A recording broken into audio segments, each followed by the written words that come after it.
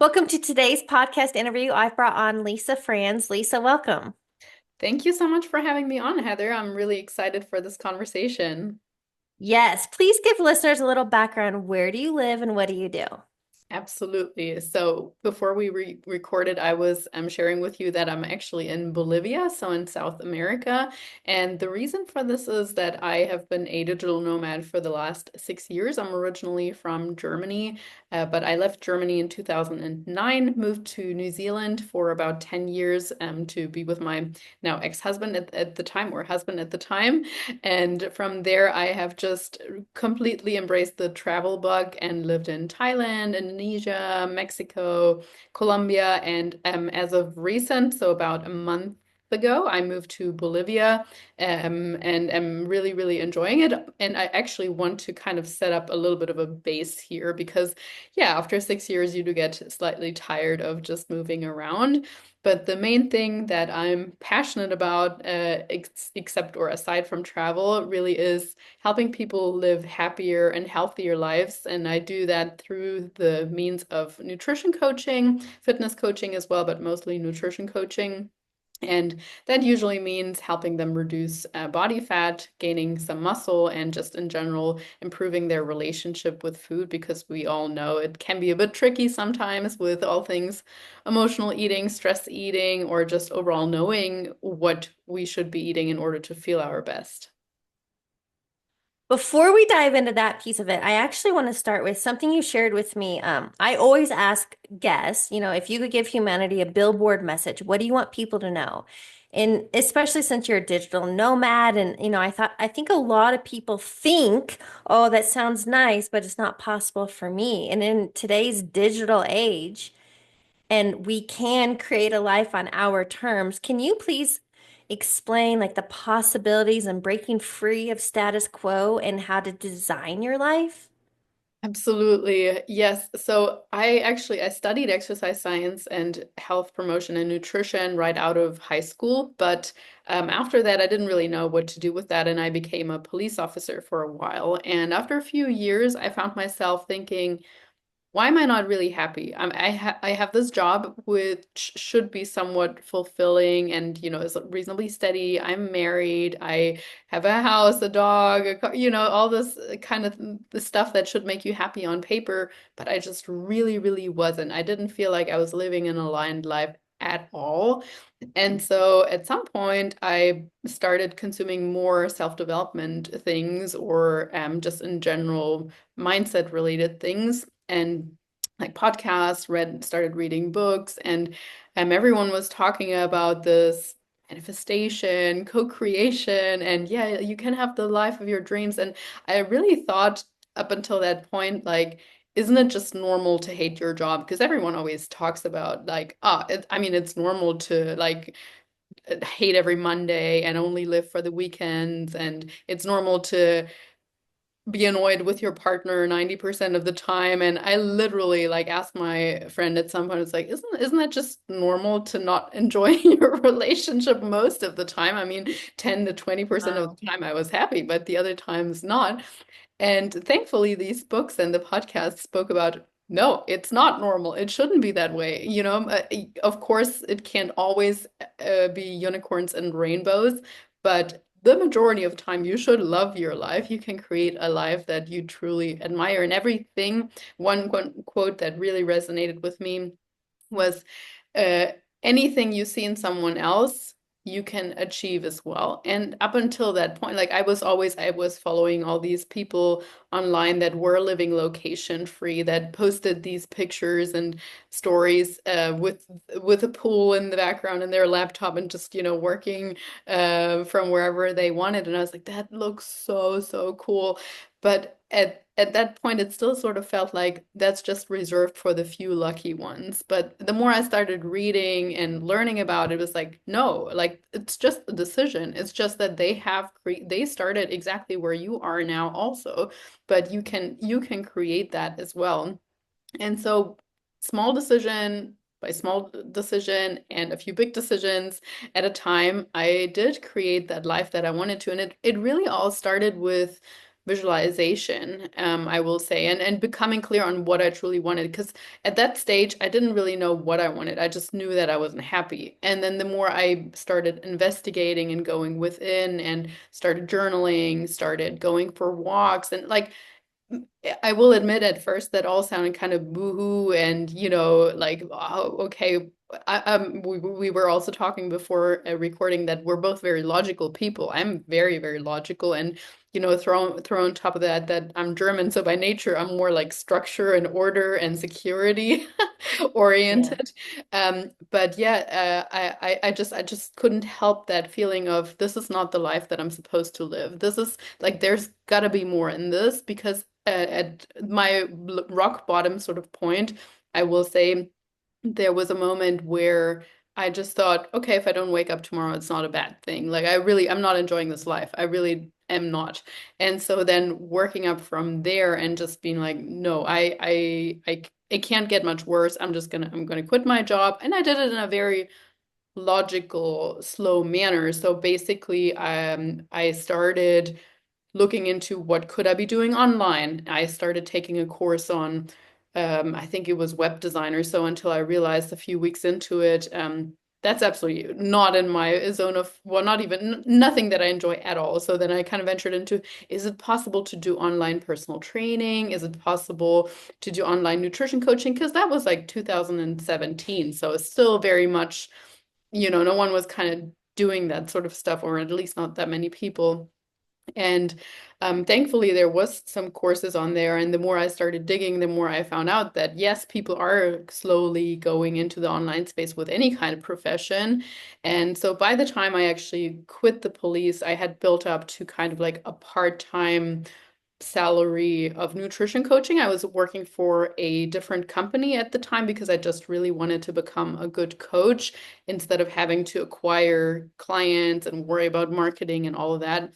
So yeah, I was fortunate enough to make a great connection pretty quickly within a few months and start working for a nice company, which helped me grow as a coach. And then 2 years or 2.5 years into it, I started my own business now. But anyway, going back to your question, I would say it really was a recipe of becoming inquisitive, knowing that I like it can't get much worse than this. I really like I had a big why, let's put it that way. I had a really big why. And then on top of that, not being shy of trying things, even though they seemed woohoo to me. Because I like every podcast that I heard or every successful person I kind of looked into, they all had a morning routine. Whatever that looked like, it was all different for each one of them, but they all kind of contained, okay, we're journaling at some point, we're getting clarity about what we really want, we're taking time for stillness, whether that was meditation or walking, we are believing in something higher that guides us along the way. And so I was like, okay, maybe I should try that. And in the end, I created this picture in my mind of me, traveling the world. And probably like a year into my digital nomading adventures, I was like, it can like some I don't know if you've had these moments where you just feel like you want to pinch yourself and be like, wow, I dreamt of this like a year ago and now it's here, or maybe even less time than that. It's just it feels so surreal when you have these moments where you're literally like, it was conscious co-creation, like absolutely. So I just want to tell people life is too short to be unhappy. Don't settle for something that's where you're just like, mediocrity, or you think that the dreams that you have are actually only reserved for a few lucky ones, because that's not the case. You just gave a crash course, personal development 101. And what I love about that you shared is it is not a straight line. It is not, you make a decision and then you're there. And what you shared, and I've definitely experienced it, is these ups and downs and trying new avenues, and that doesn't work. So then I'm going to try, it's this constant adapt and innovate and trying new things. And, um, but the importance and something you shared is like mindfulness practices. You have to be intentional. You have to have a vision. And when you have a why, it's this fine dance of like trust and surrender, like doing and being. At least that's kind of where I'm at. Um, Yeah. oh, here's what I want to go back to. What you were talking about is we've normalized struggle. Mhm. And you're right. And if people have to pay attention to their conditioning and programming, normalized struggle, we've normalized a status quo, we've normalized the hustle and grind mentality, stress and burnout. And for me, at least where I'm at, it's this process of it's an unlearning. It's stepping into curiosity, it's an unlearning, and then realizing no matter where I'm at or my past circumstances, I can create an entire new future. Mm. That's so beautiful. And I think I want to add two things to that. So, firstly, I think many in many cases the why simply isn't strong enough because it's not quite our situation is not quite bad enough. Like as a society or as people in the Western world, we do have it too good. Like if we actually were hitting rock bottom where we had no money at all or so, or if you're in an abusive relationship or so, most people they're like, they're running for the woods. They are so keen to make change. But if we're kind of in this sort of like comfortable discomfort where we're just like, okay, it sucks a little bit, but it doesn't suck that badly. Then we're just like we're too often too comfortable to make any kind of changes. But we can, by becoming aware of that, where we're like, okay, maybe I'm not in an abusive relationship, but I'm just generally not happy, or maybe I'm not obese, but I'm just not generally happy in my body. Still looking at what's possible and keeping that in the forefront of your mind more often and realizing that that's not just something idolized or something really, really special for a few people. I think by doing that, we can actually develop a bit of a more motivation to get us to take action. And the second thing in the sense of struggle, I think that's really great what you said there. I will say, like, I'm the first person to tell people to do hard things on a regular basis because, as I said, I'm also a fitness coach, and I, think the benefits of working out on a regular basis are so incredibly important, or just embracing the discomfort of doing something new, maybe doing cold plunges or, doing the hard things first in the day, 100%. But at the same time, like you mentioned, we don't need to think that working harder is always the answer. We just need to work smarter, especially when it comes to making money. That is something I too had to learn, that it doesn't come down to who can work the longest. I mean, in the police, we had 12, 14-hour shifts, and I was certainly not making a great salary.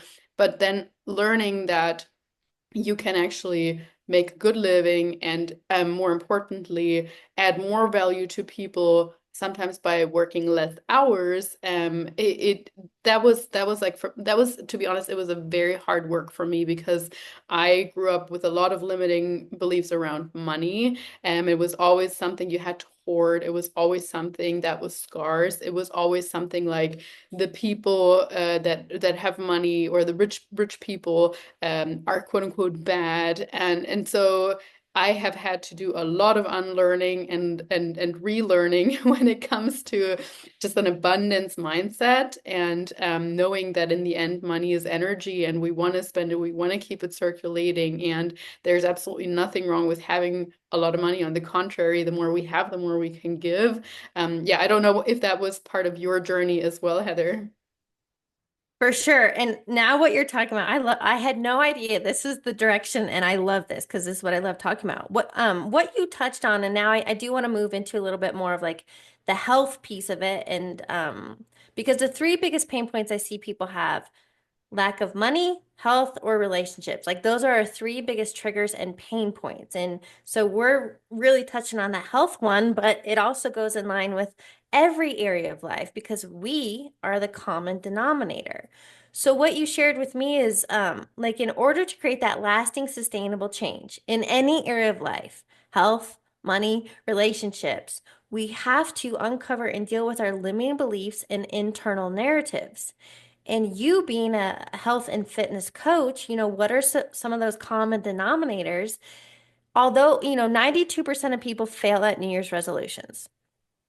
And most people want to lose weight. So they have an intention. I want to be healthier. I want to be happier. I want to lose weight. I want to make more money.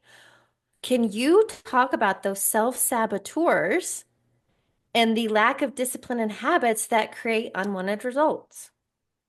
I think at the very bottom of it really is that many of us don't feel worthy Mm, of actually having that dream body, of living without pain, of even, yeah, having money, of having a big house or whatever it is that you want.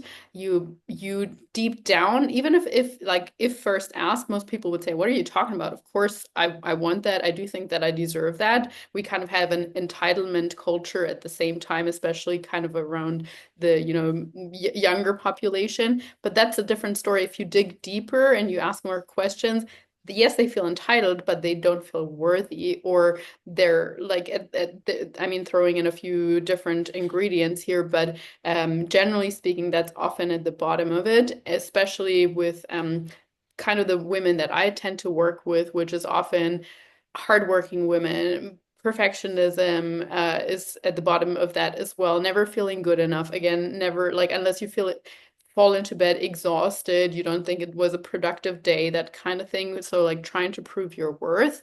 And sometimes they grew up with very negative images when it comes to physical health from their moms, like even criticizing, like, oh, you can't wear that, or you're too fat, don't eat that, or just watching the moms go from one diet to another. So kind of like thinking less is always better and needing to restrict on that. And so there are so many layers when it comes to limiting beliefs around food, but at the deep bottom of it very often is I don't feel worthy enough.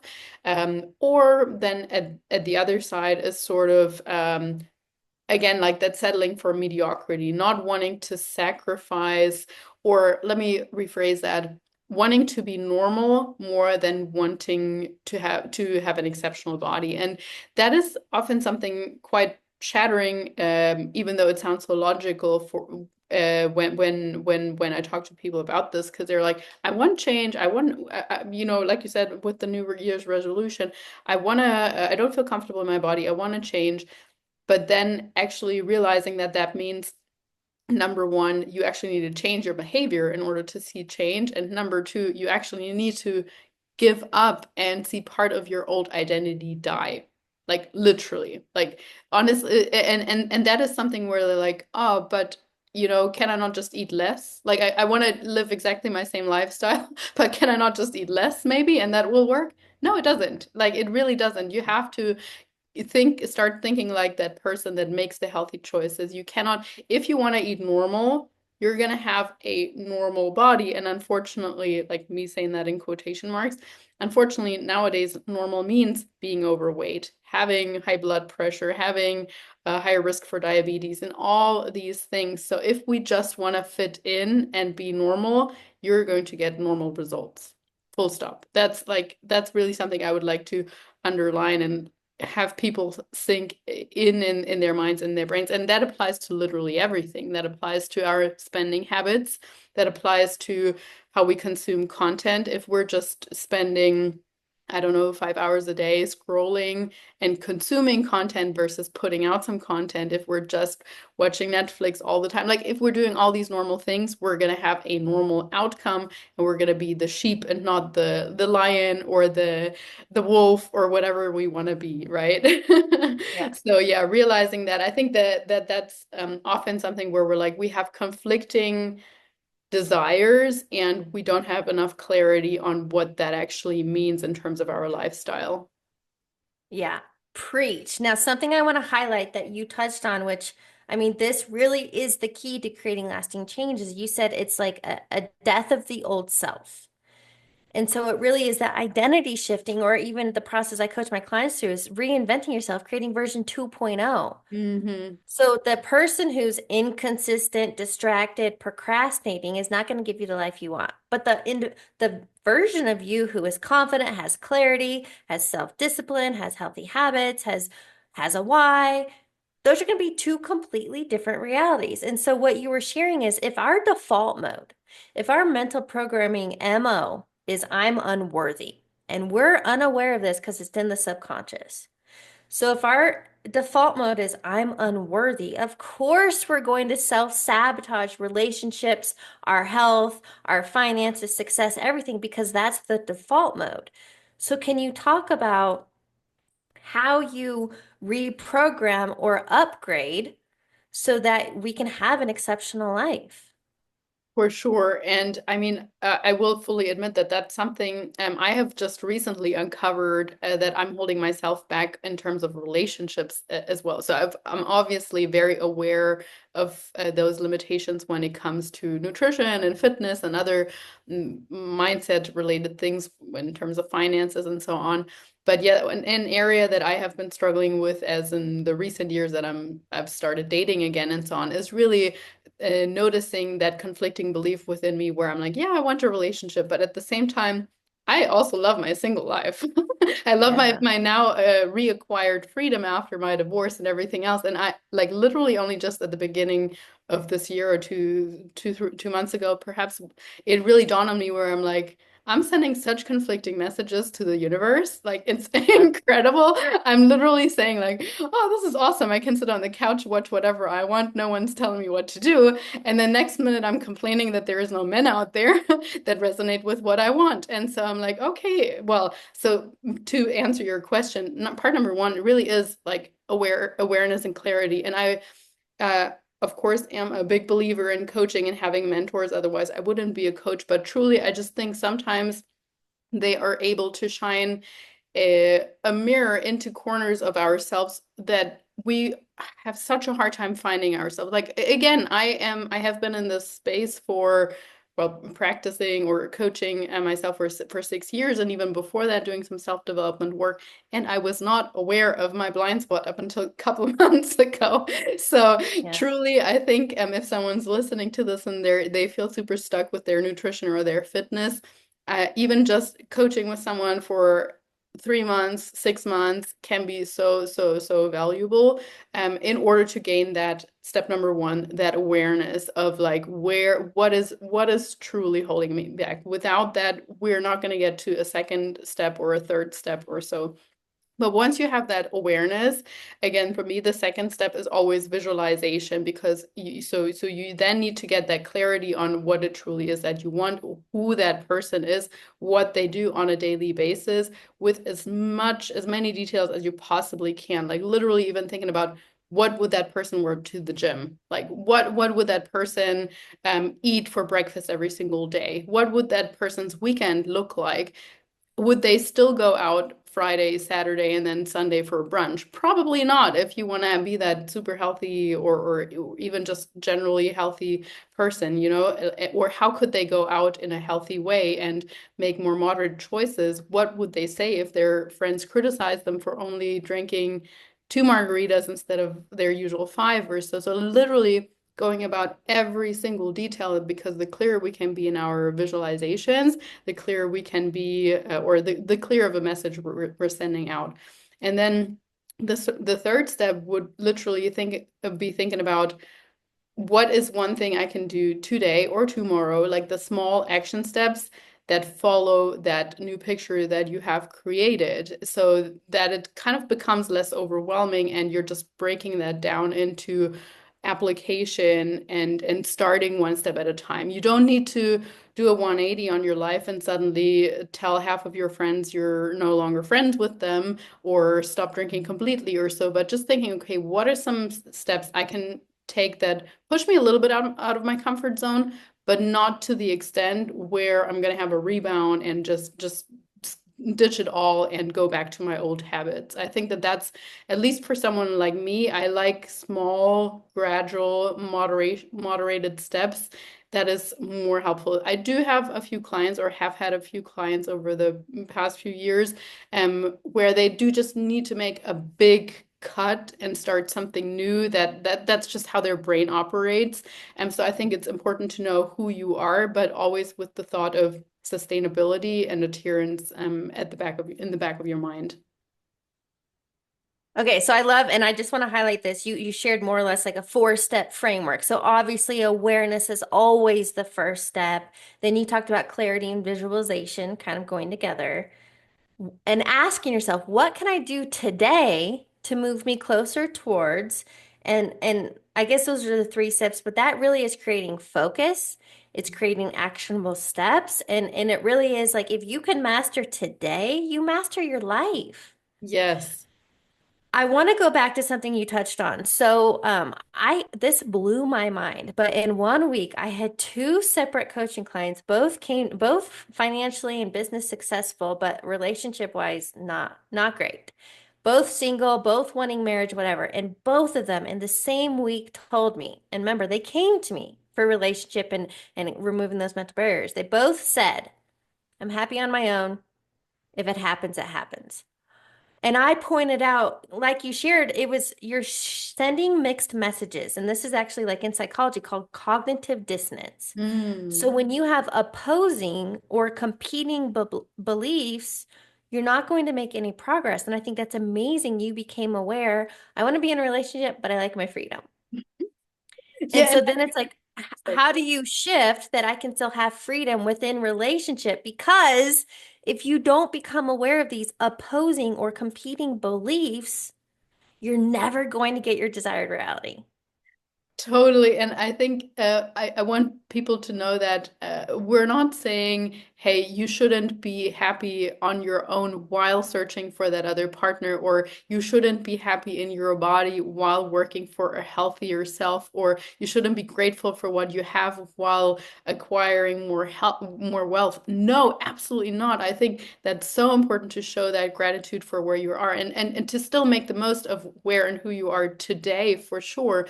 But what we're saying, I believe, is truly to not just be like, oh, okay, actually, I could be like this for the rest of my life, and I'd be happy. You should have desires. The universe wants you to have a desire, and only a desire can put that fuel under your feet to actually get you moving and again to have that clarity piece. But it's so interesting that you experience the same thing with your clients because truly I think there is too much of a message out there of like just be happy with where you are and maybe we are but yeah, at the same time, if you're really honest with yourself, you need to kind of gain more clarity in what it is you truly want. And for me, like after I had that moment of realization, it was actually kind of, well, not sad, but it is hard for me as someone who has had a kind of issues with commitment and so on to let go of or to visualize myself of someone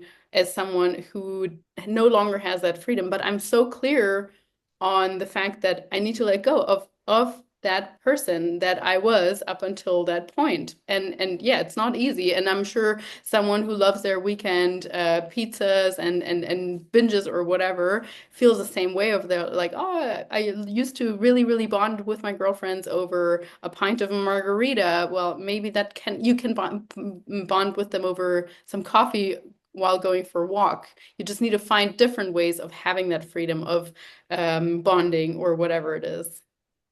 Yeah. And there's a fine difference in I'm happy on my own and I'm open to a perfect partner. I'm Ex- happy and I love my body where I'm at and I want to be at my peak physical fitness. So I think Yes. that and is important. And that's not what they were saying. They were kind of giving up because, frustration and patience.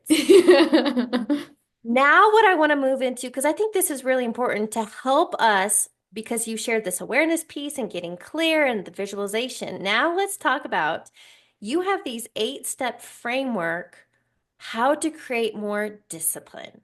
Yes, because in the end, discipline is truly needed in order for us to be consistent with nutrition, with fitness, with our with our self-development work. And it's truly my favorite word out there, like consistency. I think that's where most people fall off because anyone can follow a meal plan or something like that for 4 weeks, for 6 weeks, or even a couple of months.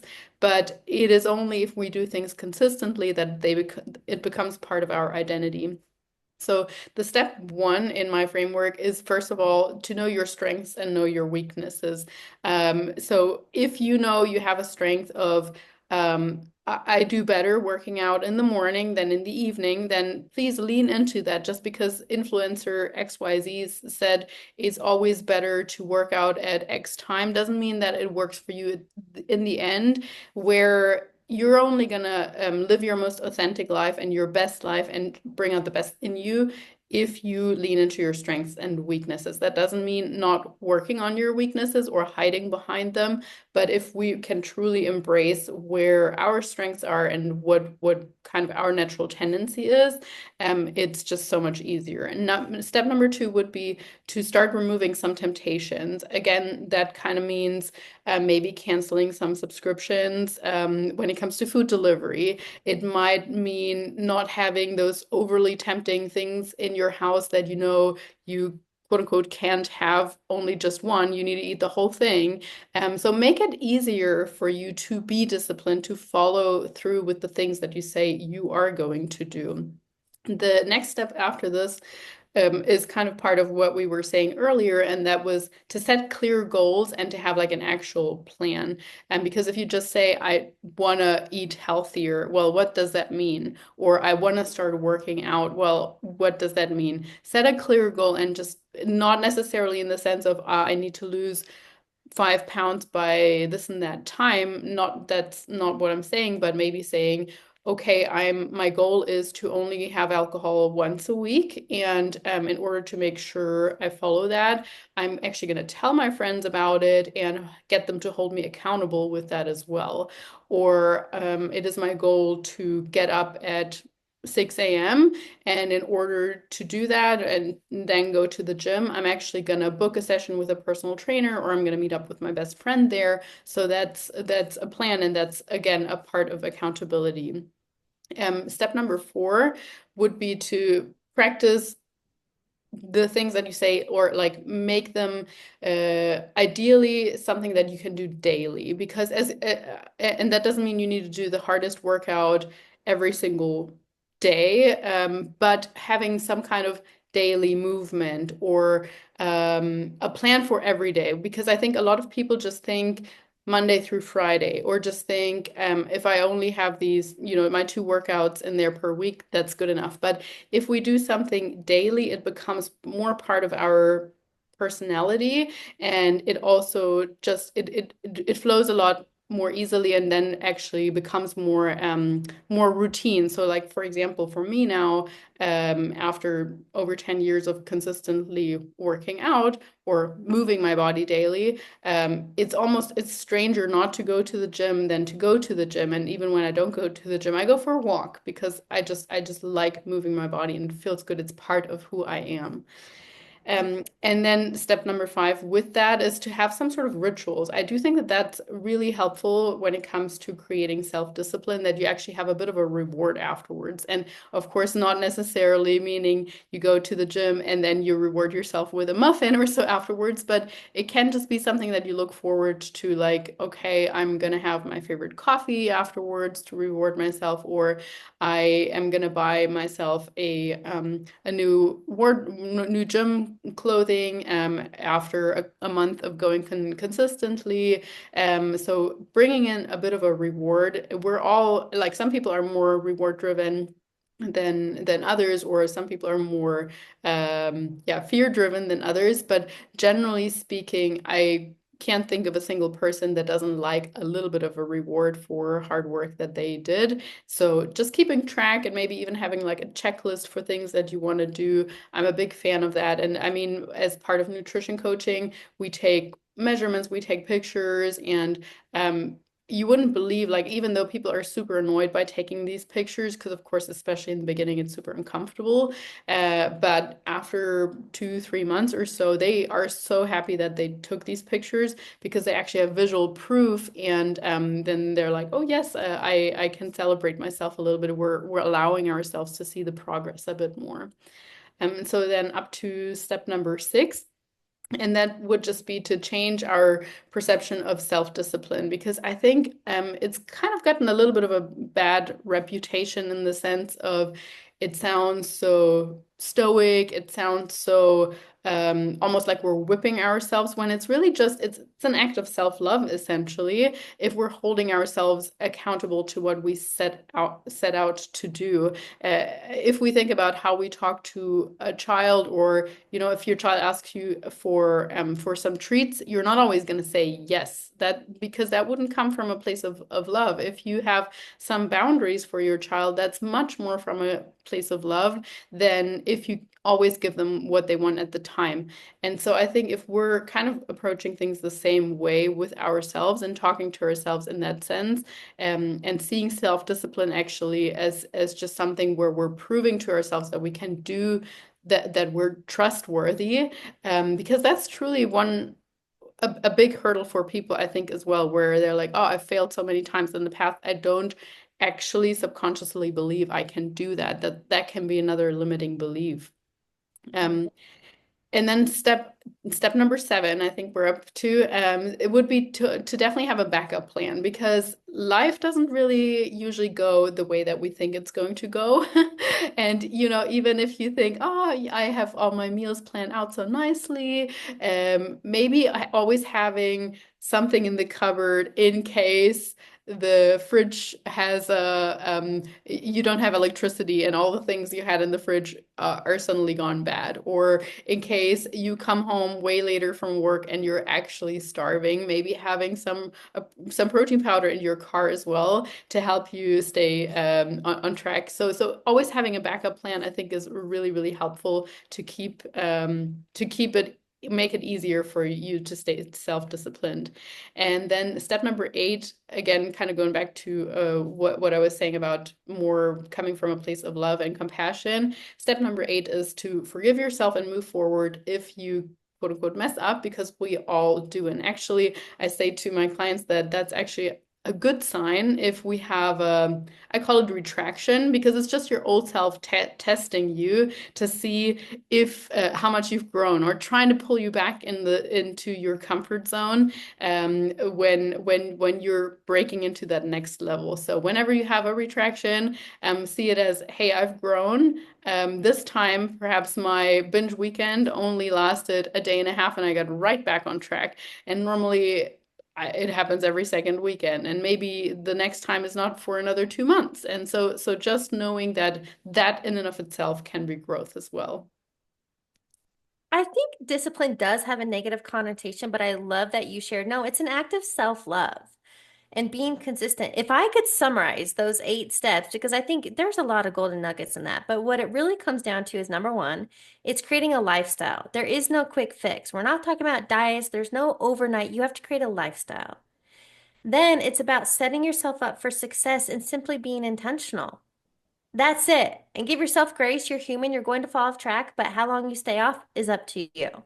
So I think those are very powerful. My favorite word you said in there is being intentional. I think so much is like of it's gonna work out. I don't need to prepare my food ahead of time, or I don't need to be super specific with my goals. It's just I know what I want, but I don't need to create a plan. And nobody would go about a business that way. Nobody should go about a relationship or dating that way. You should know what your boundaries are. You should know what you want in the other person, or how you want your life with that person to look like. And the same thing applies to nutrition and fitness. If we can, plan ahead, be prepared, and just be ready for whatever comes our way, and be intentional with it, with our actions, I think we can get a really long way. I'd love to know what are some of your daily rituals or regular practices that help you stay forward focused and on track? Well, so I'm still very consistent. I have actually built more into, or leaned more into, that whole journaling, going for my daily walks, my meditation. I kind of bookmark my days. The first hour of the day I really, really use for going within. I read something that just inspires me. If it's just 3 pages, because I found like if I set a bigger goal than that, I get a little bit too anxious about starting my day. So 3 pages works well for me. I set myself the goal of journaling one page, and sometimes it's just 3 sentences, and that's kind of the minimum requirement I have for myself, 3 sentences of gratitude, but sometimes it flows and I just want to write out a lot more. Um, and yeah, the walks for me is a really kind of a way to open my mind and to just also be receptive of what's coming in, what like nature's trying to tell me, or what's going on in my life, what I need to process. So that's the first bookmark, and then the other bookmark and on the late end of the day where I finish my work day and I want to shift into more parasympathetic mode is my meditation there. I've tried meditating in the morning and I keep saying to people, like, you need to find what works for you. Because for me, meditating in the morning is absolutely horrible. Like I wanted to go back to sleep. I kind of drifted up and I didn't get anything from it at all. But meditating in the evening works so well for me. And I know people for them, it's like exactly the other way around. So please, if you've tried something and it didn't work for you, don't ditch it. Just try to make it work for you and see if that's better or not. But yeah, anyway, so that's the second part of it on that end of the day. So I think those parts are so important because if we don't intentionally make time for stillness, we're not going to get it. Like our daily lives are set up in a way where it's just always incoming. We're reactive, and that's kind of the other thing I'm really, really big on, not having my cell phone in the bedroom. So that first hour, I'm not touching my cell phone. I don't want to be reactive. I don't just want to wake up to an annoying email and then start my day on the wrong foot. I want to decide how I start my day, and in the evening as well, that last hour of the day, I don't touch my cell phone. So those methods have really proven very beneficial for me and my mental health. Again, it's going to be different for everyone, but maybe that's a bit of an idea for the listeners. And I ask every guest that with a purpose because there is no one size fits all. But I love sharing different ways that different people work what works best for you. But ultimately, it comes from, and the word you used was being reactive. When we are being intentional and we have these different steps and things in play, then we're a lot less reactive to life and a lot more in the driver's seat. So I love Mm. you sharing that. Thank you. What I'd like to do, we touched on many different things today. What do you believe is the key takeaway you want listeners to get? Uh, Again, going back to my kind of billboard message, I would say create your life intentionally. You deserve everything that you dream of, everything you see in someone else. You can have that as well. It's not just reserved for the few special people, but you obviously need to take action on it and stop settling for mediocrity. And you know what? There's actually a metaphor. It's called the 4 minute mile rule. Are you familiar with that? Mhm. Yes. So what Lisa is sharing is the 4 minute mile rule. Find evidence that somebody else is living the life, has the relationship, has the wealth, has the fitness, has the whatever, and realize if it's possible for them, it's also possible for you. So that's the creating belief, and then you need to do the steps in between to get you from where you are to where you want to be. Exactly. Last thing I would add to that is it's never too late. Like even if you're listening to this and you're in your mid 50s, still there's other people that haven't started with whatever they wanted to until their 60s and they're now living their most fulfilled life. So, whatever age you are at, it's not too late. Well, I think there's even like Colonel Sanders, KFC didn't start until his 60s. There's a whole meme on that. But yeah, today is the first day of the rest of your life. What do you want to create? Mm, Here's what I'd love to do to wrap up the interview. I have a few rapid fire questions for you. awesome. First one, what is a quote or motto that you live by? I have the four Stoic virtues on my forearm. And for those of you listening who are not familiar with Stoicism, it's just an ancient philosophy. And the four Stoic virtues are essentially courage, wisdom, justice, and temperance. And highlighting the temperance aspect, moderation with everything, consistency with everything. That's something I aim to live by. What is a book you're currently reading or highly recommend on this personal development, mindset, discipline, consistency space? The first one that comes to mind, and it's more of a personal, yeah, more personal development one is Brianna Wiest, 101 Essays That Will Change the Way You Think. I love all the books that she's written in general, but this one is the first one that just popped into my mind. 101 Essays That Will Change the Way You Think. So are they just short little blips on like It's perception basically checks? like a page or two for that essay, and it's very empowering. I will highly recommend it. Okay, cool. All right, final question. What advice would you give your younger self? Go for what you want. But as plain as it is, but again, I thought that what I wanted was just reserved for special people. So I can only reiterate that. And such a great note to end on, Lisa. Thank you so much for joining me. My true pleasure. Thank you so much for having me, Heather.